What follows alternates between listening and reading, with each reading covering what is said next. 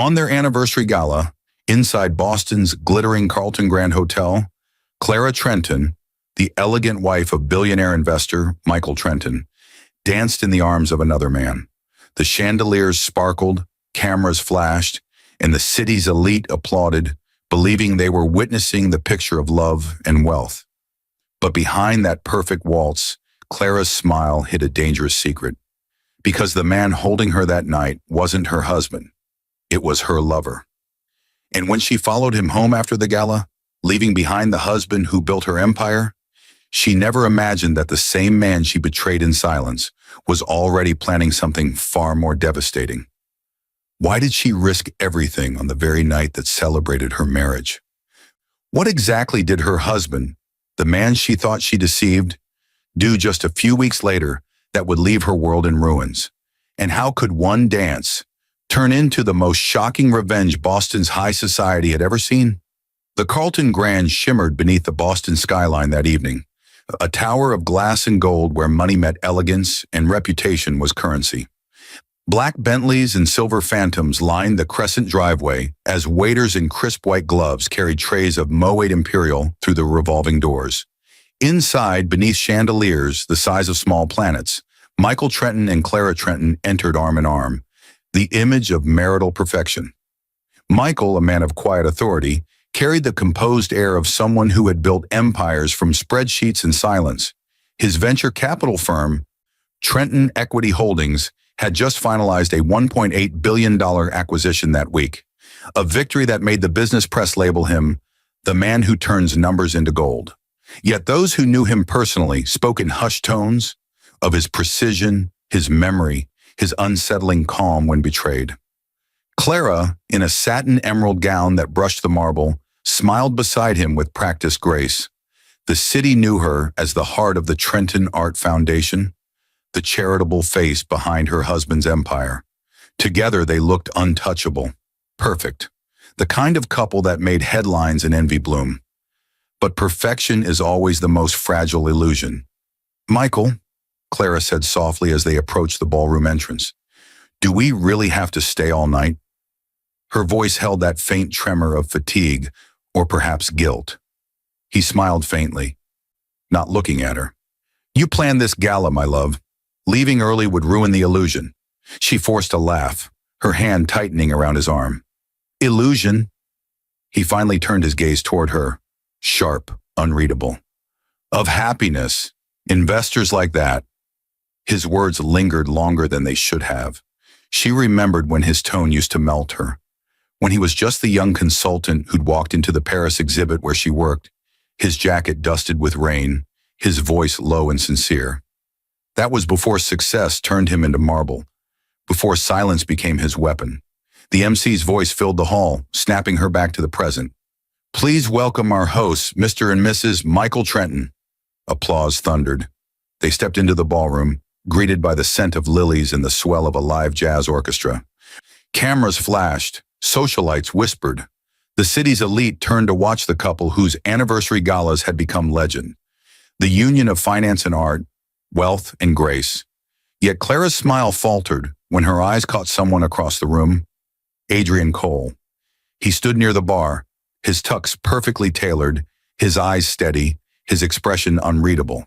She felt the air thin. He wasn't supposed to be there. He'd promised never to come near her again. Yet here he was, bold, calm, and devastatingly familiar. And when their eyes met, her breath caught. "You came," her lips formed silently. "You knew I would," his eyes replied. A tremor passed through her. For a moment she was back in that Paris loft. Paint on her hands, his laughter against her neck, his whispered dreams of building something real. She'd loved him once, before ambition, before the man she married bought her future with promises of security. Michael noticed the shift. He always did. The way her posture stiffened, the way her eyes blinked twice too quickly. He had learned to read silence better than speech.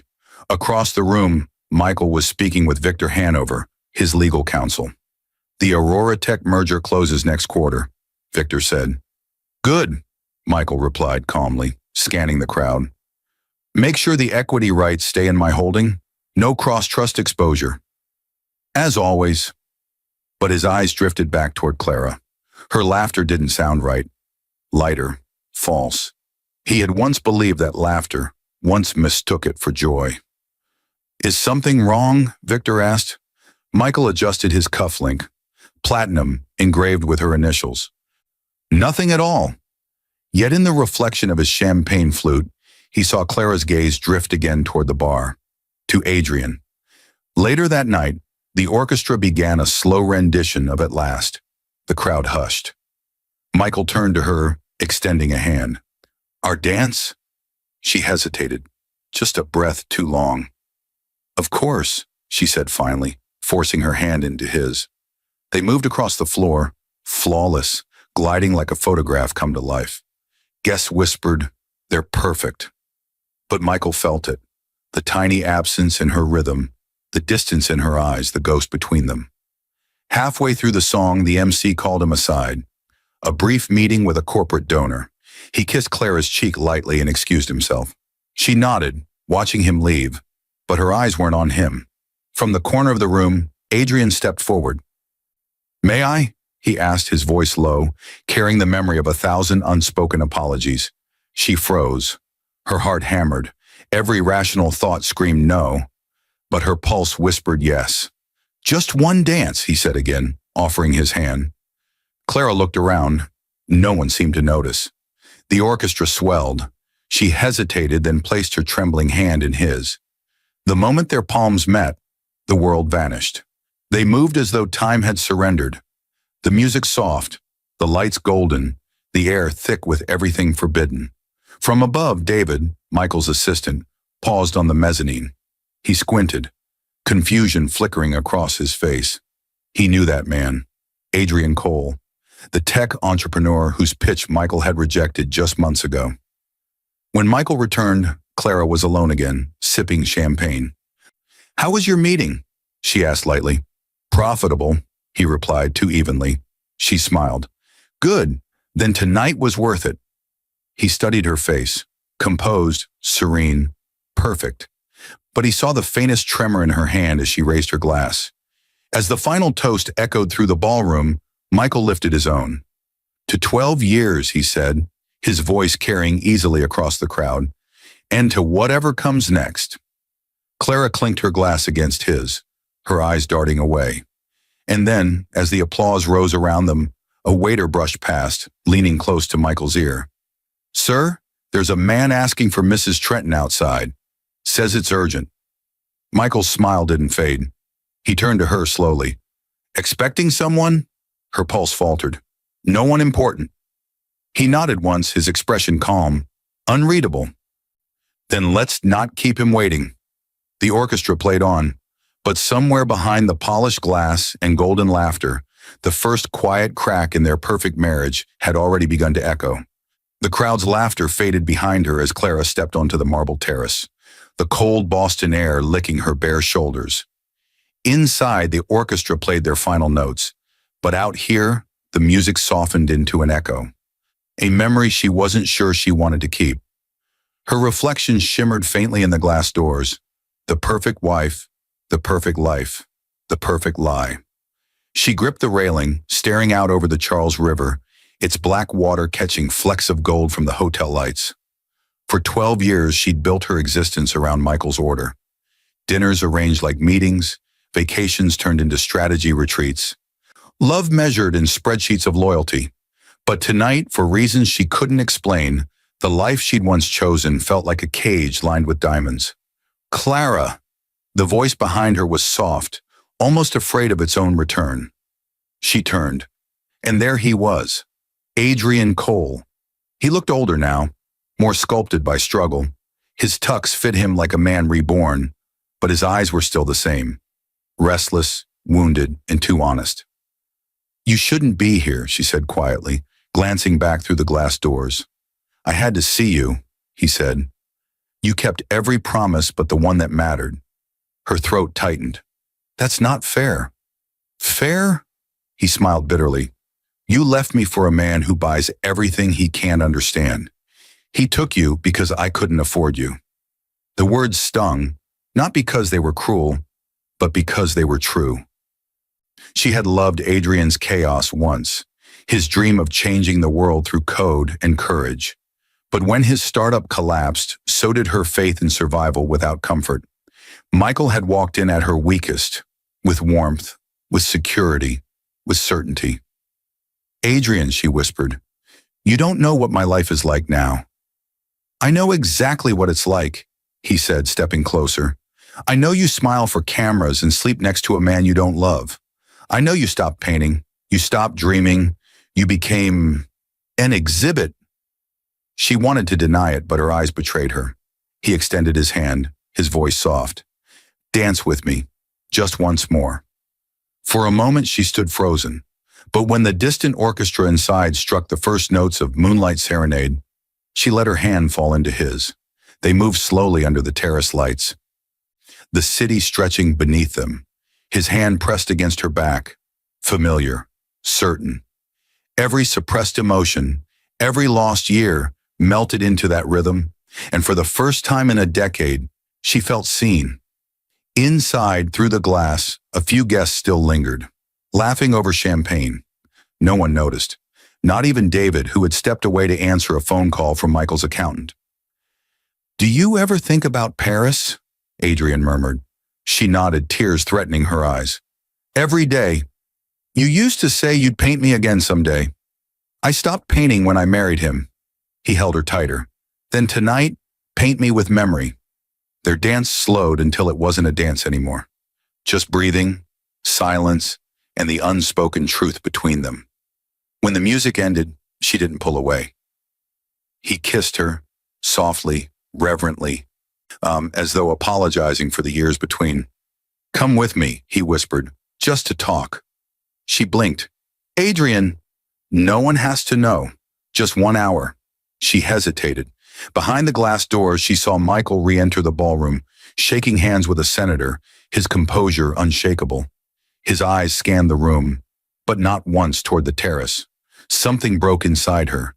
Maybe it was defiance. Maybe it was longing. Maybe it was the desperate hunger to feel alive again. "Where?" she asked quietly. "My apartment," Adrian said. "Downtown. You'll be safe there." Safe. She hated that word.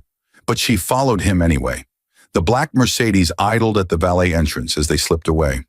Clara sat in silence as the city lights flickered past the window, the skyline a mirror of everything she was about to lose. "Does he know?" Adrian asked. "No," she whispered. "Michael doesn't watch people. He watches outcomes." Adrian smiled faintly. "Then let's make one he never saw coming." He didn't see the irony, but she did. When they reached his apartment, the doorman greeted Adrian like an old friend.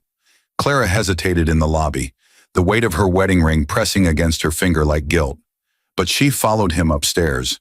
Inside, the apartment was quiet, minimalist, bright, with city lights spilling across glass and chrome. It looked like success earned the hard way. Adrian poured her a drink. "Still take your wine dry?" She almost laughed. "You remember that?" "I remember everything." They talked for hours, about art, ambition, what could have been. She told him she missed simplicity, that she felt like an accessory to her own life. He told her he'd built his company again from ashes, funded by small investors and stubbornness. And when silence fell, the air grew heavy with what they both knew was next. She stood to leave, but didn't move. He stepped closer. The city hummed below. "Clara," he said softly, "you don't have to go back tonight." And she didn't. At 2:47 a.m., Michael sat alone in his office, the last glass of champagne untouched on his desk. The city was quiet outside his window. The gala had ended hours ago, yet his wife's perfume still lingered faintly in his car. He picked up his phone. No missed calls, no messages. He didn't dial her. He simply stared at the photo on his desk. Their wedding day in Paris, her smile radiant, his hand over hers. But something in that photo had always felt staged. He leaned back in his chair, eyes narrowing, the faintest hint of awareness dawning. He didn't know where she was, not yet, but deep down, he already knew she wasn't home. The next morning, sunlight spilled through the Trenton penthouse like nothing had changed. The marble floors gleamed, the espresso machine hissed softly, and the world believed Michael and Clara Trenton were still the model of modern love. But the only sound in that vast apartment was silence, the kind that doesn't rest but listens. Clara stood at the counter, her hair loose, eyes hidden behind sunglasses, though the light was soft. She stirred her coffee slowly, pretending not to notice that Michael hadn't touched his.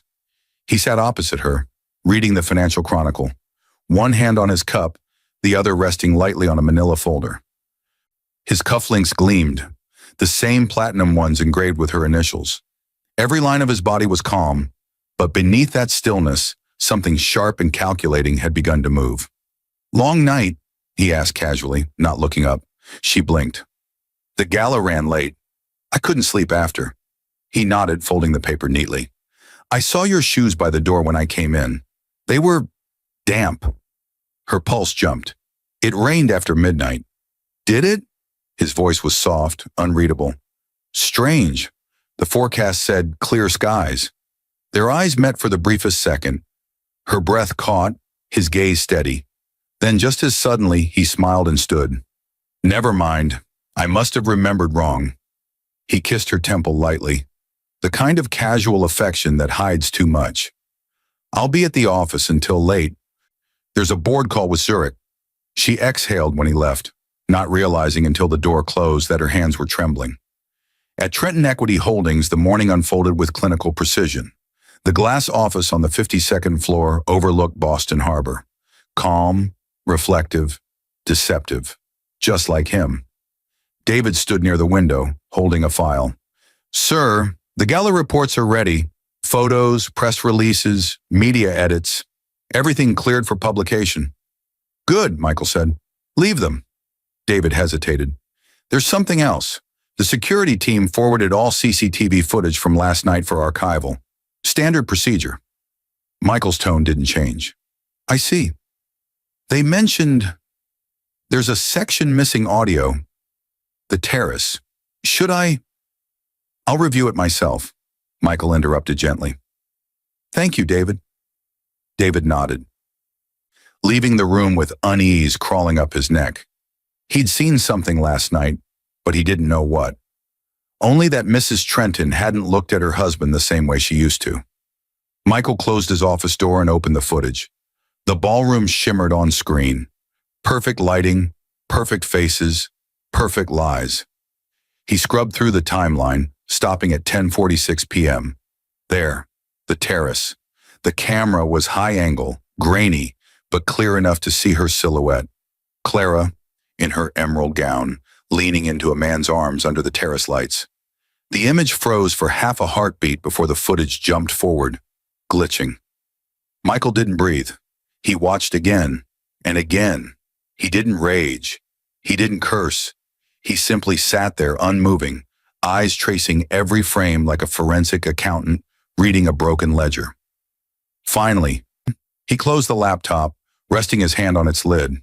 His reflection in the glass wall behind him was still, too still. That evening, Clara returned home to find him in the living room, quietly watching an old black and white film. "You're early," she said carefully. "I missed dinner." His tone was mild, almost tender. "Thought I'd wait for you." She hesitated. "You didn't have to." "Of course I did," he replied softly, his gaze still on the screen. "It's our anniversary week. You remember what we used to do after the galas?" She forced a smile. "You'd make pancakes at midnight." He nodded faintly. "I still can." The silence between them stretched. Delicate, dangerous. Then his phone buzzed on the coffee table. He didn't reach for it immediately, but she saw the name flash before the screen dimmed. Victor Hanover, his attorney. He turned it face down. "You didn't answer when I called last night," he said quietly. "I must have been asleep." He smiled. "I'm sure." And then, so gently it almost broke her, he added, "Clara, if you're ever unhappy, you can tell me. I'd rather know the truth than live in comfort built on lies." Her throat tightened. "Why would you say that?" He looked at her then. Really looked. "Because the truth always shows up eventually. Usually when we think we've buried it deepest." She tried to laugh, but her voice cracked. You're talking like a lawyer. Habit, he said simply. He rose, kissed her forehead, and walked away, the scent of his cologne lingering like accusation. The next morning, Michael arrived at his office early. The city hadn't yet woken, the harbor lights still blinking faintly in the mist. He stood before the window, staring at his own reflection. He had seen betrayal before, in boardrooms, in contracts, in partners who smiled while plotting to devour his empire. But betrayal in marriage, that was different. It wasn't a threat to wealth, it was a threat to identity. He opened a file on his desk, Cole Ventures, LLC, a tech startup that had recently pitched for seed funding. The founder, Adrian Cole. The name glared back at him. He remembered the pitch vividly now, Adrian's voice confident, his proposal solid.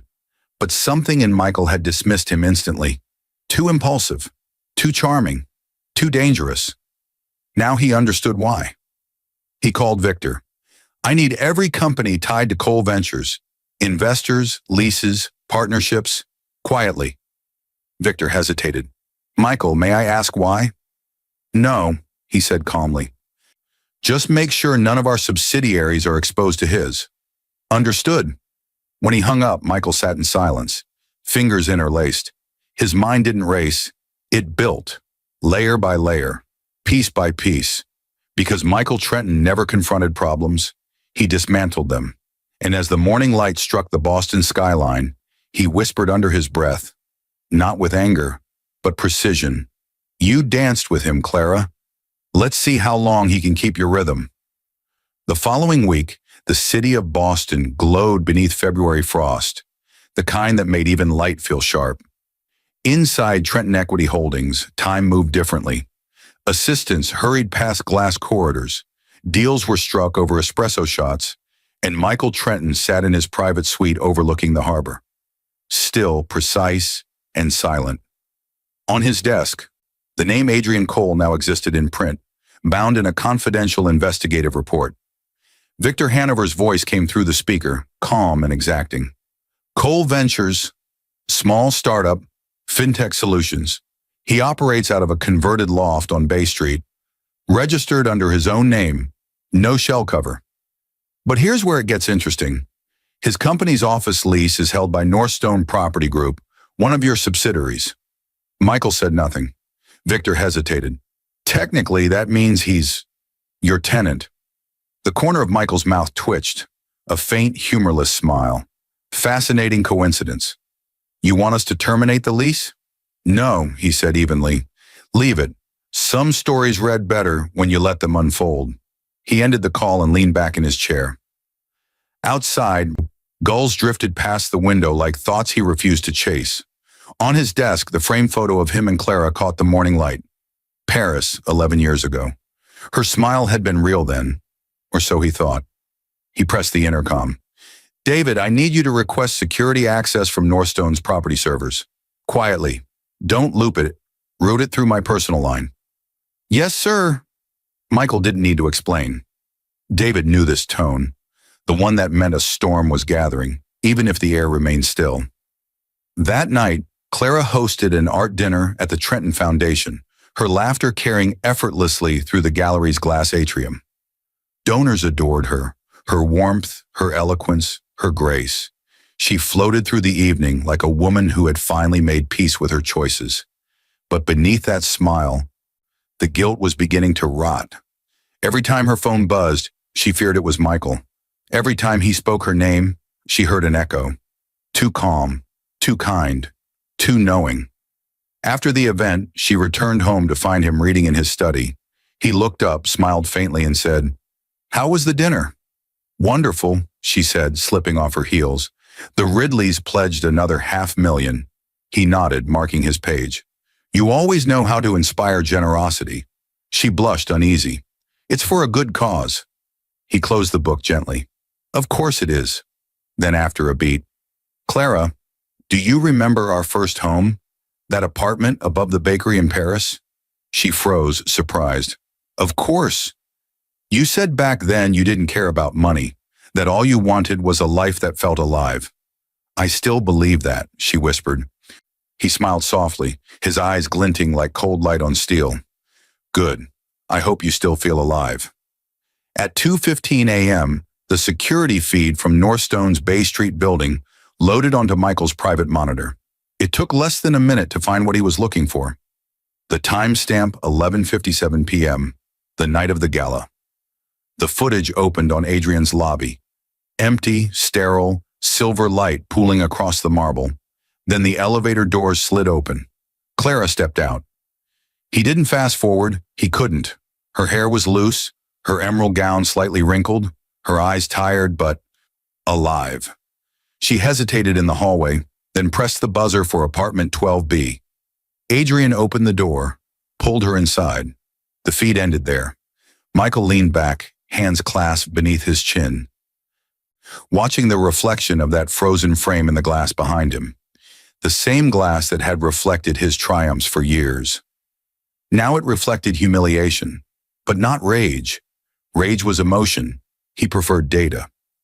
By morning, he had already mapped Adrian's business structure, Clara's schedule, and every trust fund tied to her name. It wasn't impulse driving him. It was rhythm, logic, design. In the boardroom, while partners discussed international bonds, his mind worked silently. You followed him home, Clara. You broke the vow not with words, but with footsteps. And footsteps leave traces. When the meeting ended, he walked past the window overlooking the harbor. The same sunlight that had once symbolized his success now seemed to mock him. He called Victor again. Set up a shell firm under Carter Holdings. Quiet acquisition model.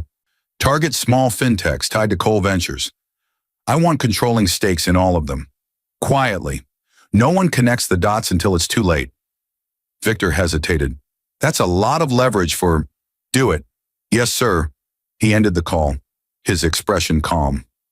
That evening, Clara arrived home late. He was waiting in the kitchen, 2 glasses of wine on the counter. You're drinking tonight? She asked, trying to sound playful. Just celebrating a small victory. What kind? Closure, he said softly. She tilted her head uneasy. Closure?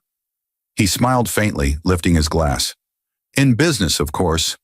Their glasses touched, but when she sipped, she noticed his eyes never blinked, never wavered. For a moment, her world seemed normal again. The hum of the refrigerator, the clink of glass, the soft murmur of music. Then his phone buzzed. He picked it up slowly, read something she couldn't see, and smiled. Bad news? She asked. He shook his head. No, just, interesting timing. Then with eerie calm, he set the phone down and changed the subject. Are you free this weekend? There's a private investor retreat at the Cape. I thought it might be good for us. Her heart skipped. You want me to come? Of course. What would people think if I didn't bring my wife? The words sounded like affection, but carried the weight of evidence. At 4 US a.m., after she'd fallen asleep beside him, he opened his laptop one last time. The security footage replayed in silence. Frame by frame, her betrayal unfolded like choreography. Graceful, inevitable, final. And as the dawn crept across the city, Michael Trenton closed the laptop gently, whispering under his breath, You followed him home once, Clara, but next time it will be him following me. The following week unfolded like an elegant lie. On the surface, everything between Michael and Clara looked the same. Breakfast by the glass wall overlooking the harbor, polite smiles during charity meetings, quiet evenings shared with soft music and expensive silence. But underneath, the air in their home had changed. It carried the faint hum of something unsaid, something waiting to explode but too disciplined to erupt. Michael no longer asked questions. He no longer mentioned the gala, or Adrian, or the nights Clara came home later than usual. Instead, he began to move with the precision of a man rehearsing revenge as strategy. Every morning he left for work at the same time. Every evening, he returned home exactly an hour later than the day before. He watched her reactions, her tone, her eyes, and when she thought he wasn't listening, he noticed how she would pause by the window, checking her phone, hoping for a message that didn't come. At Trenton Equity Holdings, Michael's office had become a war room disguised as routine. On his desk lay a series of files marked only with initials, CT, AC, and one unmarked folder that held everything he'd learned. Through Carter Holdings, his newly formed shell firm, he quietly purchased every startup connected to Cole Ventures. It took less than a week for Adrian Cole's world to begin collapsing without him understanding why. One morning, Adrian's CFO stormed into his office. Our Series B investor pulled out. 2 others followed. Adrian frowned. Who? They didn't say. They just cited conflict of interest clauses. It's like someone's buying everyone out from under us. By the end of the week, Adrian's company had lost 60% of its liquidity. His investors stopped answering calls. His board froze his accounts. He thought it was bad luck. He didn't realize luck had a name. Back at home, Clara noticed Michael's renewed calm. He smiled more, but it wasn't warmth. It was calculation cloaked as peace. One evening, while she prepared dinner, he entered the kitchen quietly. You've been working late, she said carefully. He poured a glass of water, his tone mild. Building stability. That's what we do, isn't it? Build things that last. She turned toward him, her heart uneasy. You sound different. Different? Detached. He smiled faintly. Maybe I'm finally learning from you. Her hand trembled slightly. What's that supposed to mean? He set down the glass. Nothing you don't already know. That night, while she lay awake pretending to sleep, he drafted emails to his legal division. By dawn, his attorneys had transferred control of several joint accounts into his private holdings. Completely legal, perfectly timed. He moved their waterfront property into a trust under his mother's name. The law was his orchestra, and he conducted it in silence. 2 weeks later, Adrian called Clara. His voice was shaken, desperate. Everything's falling apart, Clara. My investors, my company. It's like someone flipped a switch. I can't breathe. She pressed a hand to her forehead. Adrian, calm down. Maybe it's temporary. No, someone's pulling strings. It's him, isn't it? It has to be. She froze. What are you talking about? Your husband, Clara. You think he doesn't know? I saw the property records.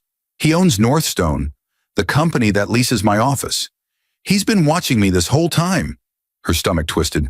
That's impossible. Impossible? Adrian laughed bitterly. He's Michael Trenton. Nothing's impossible for that man. She ended the call trembling, terrified by how plausible it sounded. She had always known Michael was capable of control, but not this kind of precision, not destruction disguised as coincidence. That evening, Michael came home early. She tried to mask her fear, smiling as she poured him wine. You're home sooner than usual, she said, forcing lightness. Decided to make time for what matters. Work slowing down? He looked at her, eyes gentle, voice soft. No, just becoming efficient. Her phone buzzed on the counter. Adrian again. She reached for it too fast and the glass of wine tipped, spilling across the marble. Michael caught the stem before it fell, his reflexes startlingly calm. He set it upright and wiped the counter with his handkerchief. You should be more careful, he said, eyes lingering on the vibrating phone. She swallowed. It's just one of the foundation staff. He smiled faintly. Of course. Then almost kindly he handed her the handkerchief. You've always been graceful, Clara. I'd hate to see you slip. He kissed her cheek and left the room. She stood frozen, her heart pounding so loudly she could hear it over the hum of the refrigerator. That night she dreamed of the terrace, the dance, the lights, the way Adrian's hand had felt against her back. But when she woke, the bed beside her was empty. Michael had already left for the office. At 8:45 a.m., Adrian burst into her foundation office. He looked disheveled, exhausted. He's ruined me, Clara. Every contract, every investor, gone. I can't even withdraw from my own account. She closed the door quickly. You can't be here. He's not just punishing me. He's punishing you. What are you saying? He stared at her, broken. He knows everything. Clara's pulse faltered. No, he would have said something. Adrian shook his head. That's not who he is. He doesn't talk, Clara. He calculates. Her legs gave way and she sat, gripping the edge of her desk. For the first time, she felt what real fear was. Not of exposure, but of the kind of revenge that smiles while it burns your life to ash. That evening, she confronted Michael as he poured himself a drink in their study. Did you do it? she asked, voice trembling. Did you destroy his company? He didn't turn. You mean Adrian Cole? She froze. You know. He swirled his whiskey slowly. I know a great many things, Clara, but the only thing that interests me is motive. Motive? He turned finally, eyes calm, voice low. Why a woman who has everything would trade loyalty for chaos? Tears welled in her eyes. It wasn't supposed to. He raised a hand gently, silencing her. Don't lie to me. Lies insult intelligence. She broke down. What are you going to do to me? He smiled faintly. Nothing. You've already done it to yourself. Then he walked past her, leaving her alone in the silence that now filled the house like judgment. Hours later, as the city lights blinked outside, Michael sat in his car overlooking the harbor, watching his reflection in the window. For a long time he said nothing. Then he whispered to himself, voice calm and deliberate, now we balance the ledger. The next phase of his plan was already in motion. He didn't need to shout. His silence would do the work. That week, Boston's elite prepared for the Ridley Foundation Gala, an annual event that gathered the city's power brokers, financiers, and art patrons under one glittering roof. For 12 years, Clara Trenton had been the face of its success, its charm, its grace, its reason to attend. This year, however, something felt different. She could sense it the moment she stepped into the ballroom. Conversations hushed as she walked past, eyes darted away a fraction too late, and the familiar warmth that once greeted her had turned into something colder, sharper, more curious. Michael stood across the room, effortlessly magnetic in his charcoal suit, talking with senators and CEOs as though nothing in the world was wrong. His calm unnerved her. It wasn't detachment, it was orchestration. Every gesture, every glance seemed to exist within a plan she couldn't see. She smiled for photographers, answered shallow compliments, and clung to her composure like armor. But under the diamonds and rehearsed laughter, dread pulsed beneath her skin. Something was coming. She could feel it. As she mingled near the bar, she heard two women whispering behind her. Did you hear about Adrian Cole? Yes, bankrupt overnight, and apparently, someone bought out his investors before it happened. Rumor says it was a competitor from Trenton Holdings. The second woman's tone dropped to a hush. They say Clara was close to him. Clara's heart seized. She turned slightly, forcing a smile toward them. They pretended not to notice her. It was too late. The gossip had already started circulating.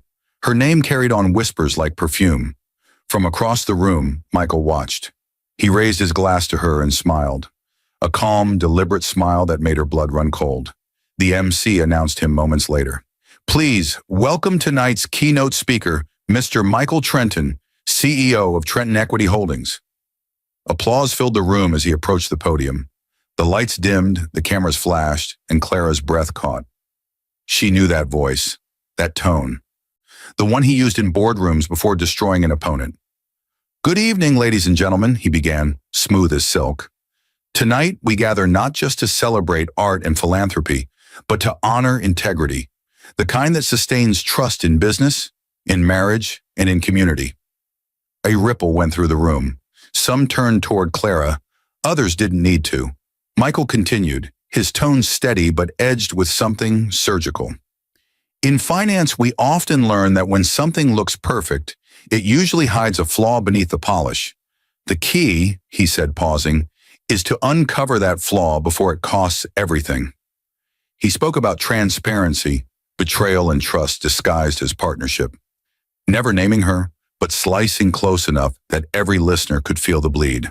And when he concluded with, some investments collapse not from market failure, but from moral bankruptcy, the applause sounded hesitant, fragmented like sympathy struggling against fear.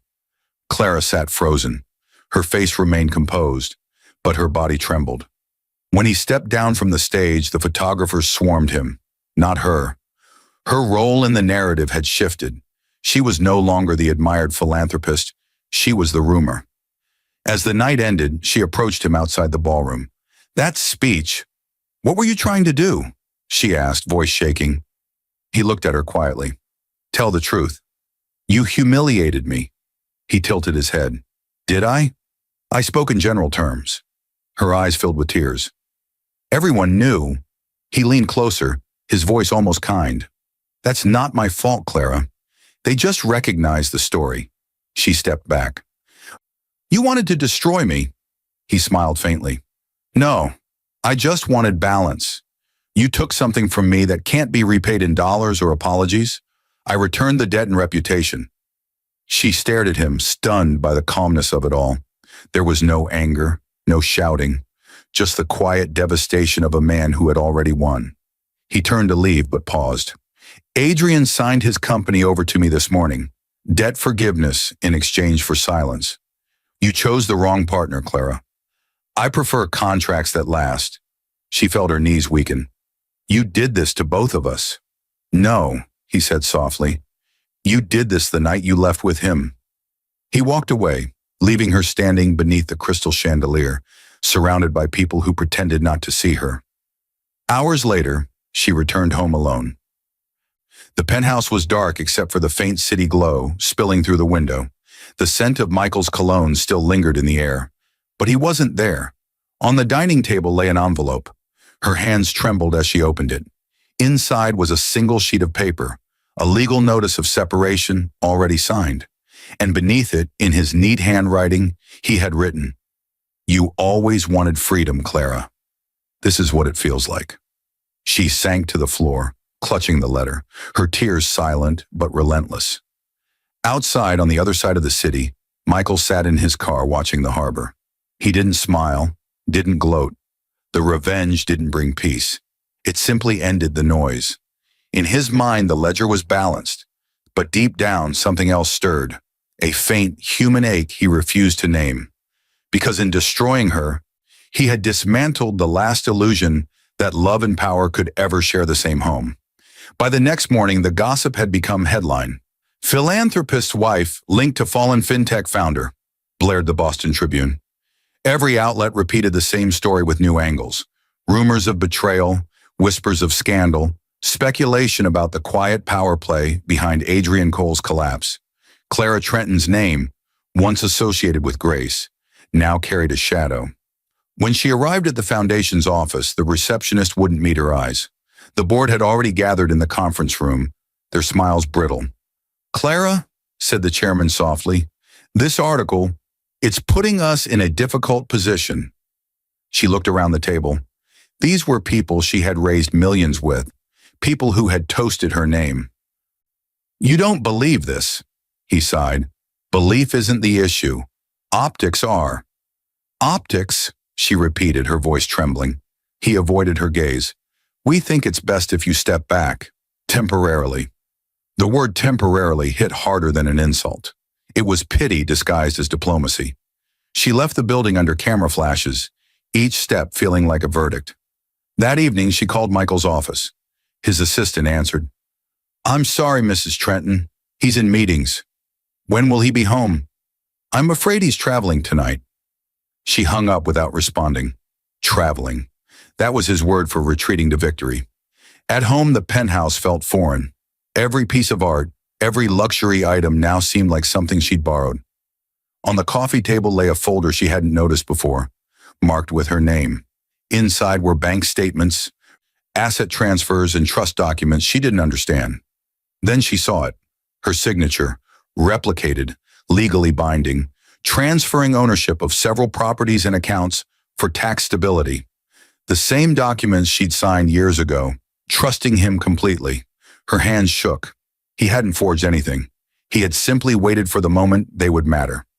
When the door opened behind her, she spun around. Michael stood there, calm, collected, not a trace of triumph in his eyes, only distance.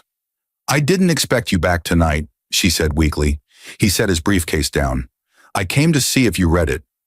You planned this, she whispered. From the start? He shook his head. Not from the start. Only from the moment you stopped looking at me like I mattered. She tried to hold his gaze. Michael, I made a mistake. I lost myself. But I never wanted to lose you. He stepped closer, his voice low but firm. You didn't lose me, Clara. You traded me. Tears burned her eyes. Then what is this? Why leave me with nothing? He exhaled slowly, as though explaining something simple. Because you already had everything that mattered once. and you didn't know how to keep it." She stared at him, her voice breaking. "You could have forgiven me." He looked at her gently, almost sadly. "Forgiveness is mercy. I chose truth." He handed her another envelope. "These are the final papers.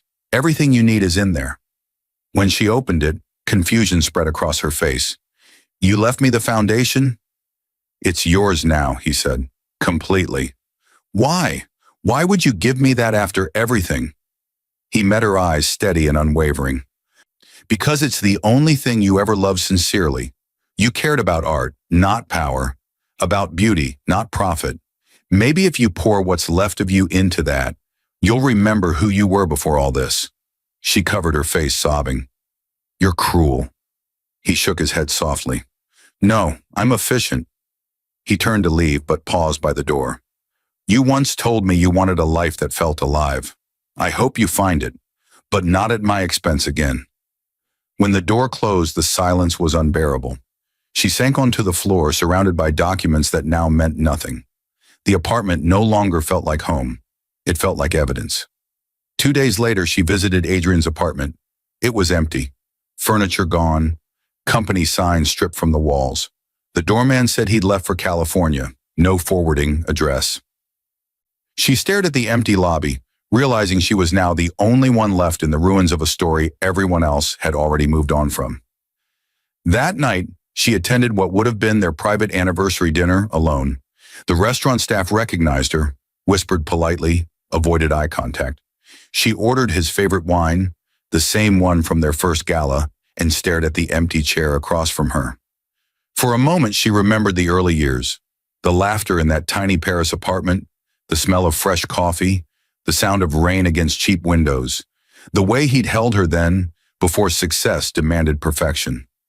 When she left, she didn't notice the black car parked across the street. Inside, Michael watched through the rain-specked windshield, his face expressionless. He wasn't there to gloat. He simply needed to see the end with his own eyes, to know the lesson had been complete. As she disappeared into the night, he whispered quietly to himself, "You got your freedom, Clara. Let's see what you build with it." He started the engine and drove away, the city lights blurring into silver streaks on the glass. Behind him, in that quiet restaurant, the waiter cleared the untouched second glass of wine and folded the reservation card that still read, "Mr. and Mrs. Trenton, anniversary table, 8 p.m. 3 months later, spring returned to Boston, and with it, the illusion of renewal. The Trenton name still adorned buildings, still opened doors, still commanded reverence at investor summits. But where there had once been 2 of them smiling for the cameras, there was now only one. Clara no longer appeared in the society pages, no longer received invitations to charity galas. She existed in the quiet corners of the city, unseen, rebuilding in the shadow of the man who had once been her life. The Trenton Foundation office, once vibrant with donors and press, now echoed with footsteps that belonged only to her. She arrived before sunrise, left after midnight, pouring herself into projects no one else wanted. Art scholarships for street painters, small exhibits for unknown sculptors. It was as though she was trying to earn forgiveness from the very concept of beauty. Every now and then, she caught glimpses of him on screens. Michael at conferences, Michael at awards dinners, Michael shaking hands with governors. His face remained calm, composed, the face of a man who had mastered every equation life presented. But his eyes, she noticed, looked emptier than before. One evening, while sorting through foundation archives, she found an envelope hidden in the bottom drawer, her name written in his handwriting. Inside was a letter, dated the week after their separation. "Clara, people think revenge is about hate. It isn't. It's about truth. You once told me art should make people feel something real. I suppose this was my version of art. Cruel, maybe, but honest. I didn't destroy you, Clara. I reminded you of consequences. The same way the market punishes those who mistake luck for skill, life punishes those who mistake comfort for love. I never stopped loving you, but love without respect is just dependency." The paper trembled in her hands. She pressed it to her chest, not out of anger, but ache. For the first time, she understood him. Not the man who built empires, but the man who had loved too quietly and been wounded too deeply to scream. Weeks passed. She sold her jewelry to fund a youth art exhibit, her last luxury gone without regret. When the opening night arrived, the gallery was small but filled with light. Children painted, laughed, and looked at her with the kind of admiration that wasn't bought. And for the first time in years, Clara smiled without guilt. Across town, Michael stood in his office at Trenton Equity Holdings, watching the harbor from the same window where he had once watched footage of betrayal. Victor entered with documents for another billion-dollar merger, but Michael barely glanced at them. "You seem distracted," Victor said. Michael gave a faint smile. "Success is louder than peace, Victor. I'm learning to prefer the latter." When Victor left, Michael opened his drawer and pulled out a small, weathered photograph, their wedding day in Paris. He stared at it for a long time, then placed it back gently, as though laying a memory to rest. Later that night, he drove to the waterfront. Through the glass walls of a modest gallery, he saw her. Clara stood among the children, laughing softly, the faint light painting her face in warmth he hadn't seen in years. No photographers, no headlines, just her being herself again. He didn't step inside. He didn't need to. Watching her from a distance, he realized that in his quest for revenge, he had unintentionally given her what she had lost, the chance to be human again. As the gallery lights dimmed, he whispered quietly, "You finally painted again, Clara." Then he smiled, not the triumphant kind, but the tired smile of a man who finally understood the cost of winning. He turned the key, the car engine hummed, and he drove away into the quiet night. Behind him, through the gallery's wide window, Clara looked up suddenly as if sensing a presence. But there was only the reflection of city lights on glass. She touched her pendant, an old keepsake from their early days in Paris, and whispered into the empty air, "I hope you find peace, Michael." The wind carried her voice toward the harbor, where it vanished like a secret finally released. By morning, the city moved on. Its billionaires, its scandals, its parties. But in two separate corners of Boston, a man and a woman finally understood the same truth. Love built on power always collapses, but love that survives ruin becomes something purer, quieter, something that no amount of money can buy back.